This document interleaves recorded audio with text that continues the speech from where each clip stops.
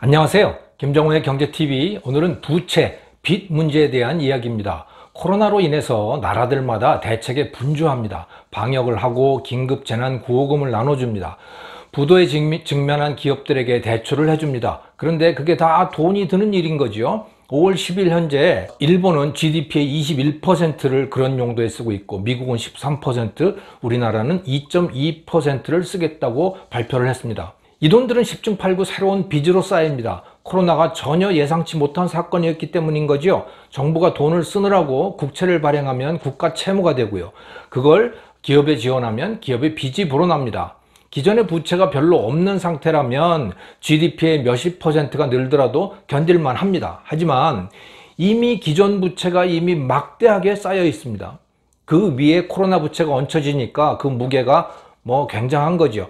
올해 말쯤 되면 부채가 아마 엄청난 수준이 될 겁니다.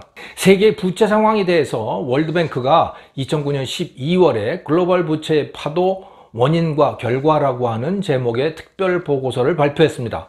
이 보고서에서 2018년까지의 글로벌 부채에 대한 자료들을 볼 수가 있는데요. 먼저 전 세계 부채 규모를 한번 볼까요? 주황색이 민간 부채, 빨간색이 정부 부채, 까만색이 그 합계인 총 부채입니다. 2018년 말 세계 모든 나라의 부채를 합치면 세계 GDP의 227%, 그중 각자 돈을 벌어서 갚아야 하는 민간 부채가 144.8%고요. 세금을 걷어서 갚아야 하는 정부 부채가 82.2%입니다. 부채가 계속 불어난 결과입니다. 이렇게 늘어난 거죠. 총 부채를 기준으로 하면 2000년에는 189.1%였는데 2018년에는 38%포인트가 증가한 겁니다. 2010년과 비교하면 7%포인트가 늘었네요.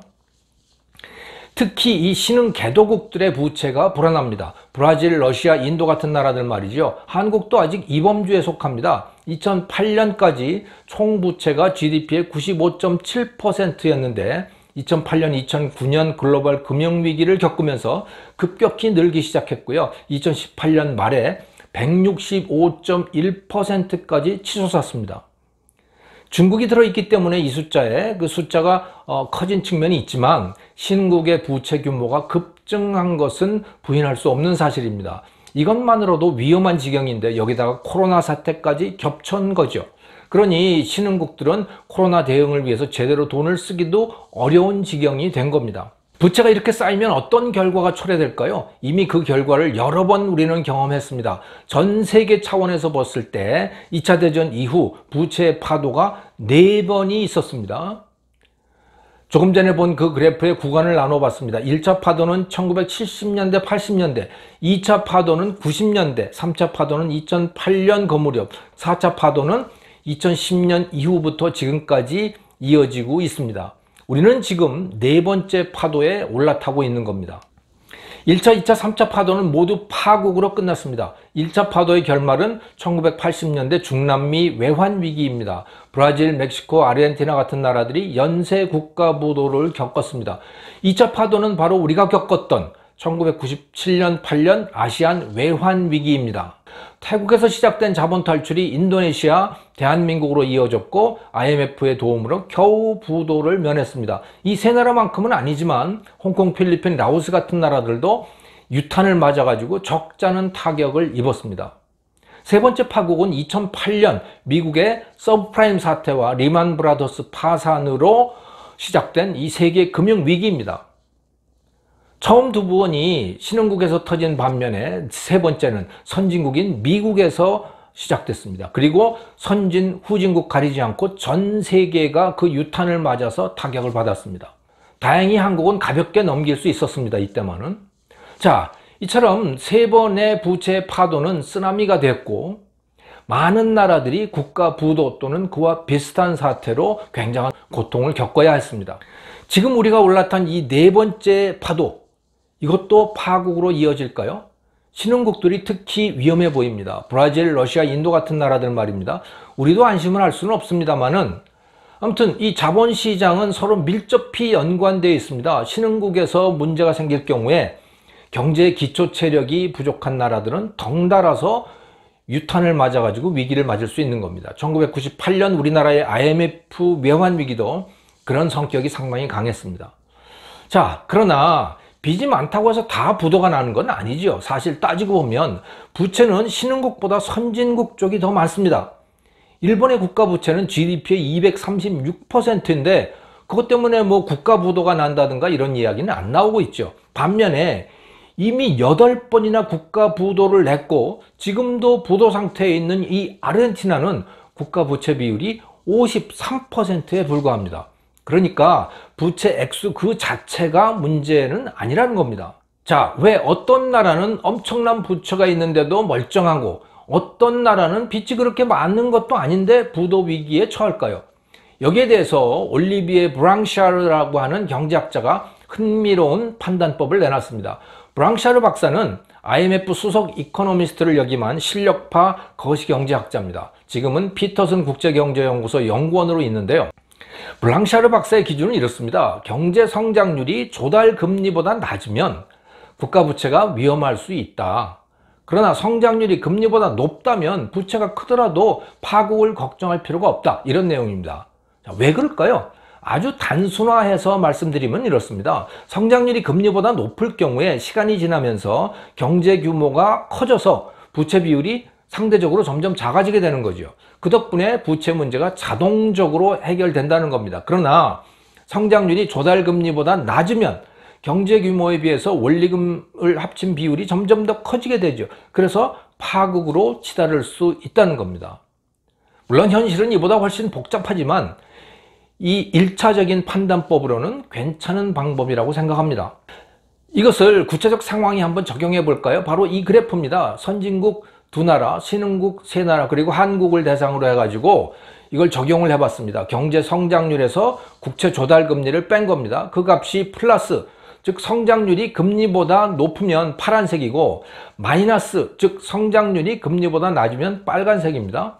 성장률은 2019년 GDP 성장률, 그리고 금리는 10년 만기 국채금리, 2020년 1월 1일자 국채금리를 사용을 했습니다. 파란색은 일본과 미국, 중국, 한국입니다. 블랑샤르의 기준에 의하면 안전한 나라들인 거죠. 반면 러시아, 브라질은 빨간색입니다. 성장률보다 금리가 더 높으니 요주의 국가들인 겁니다.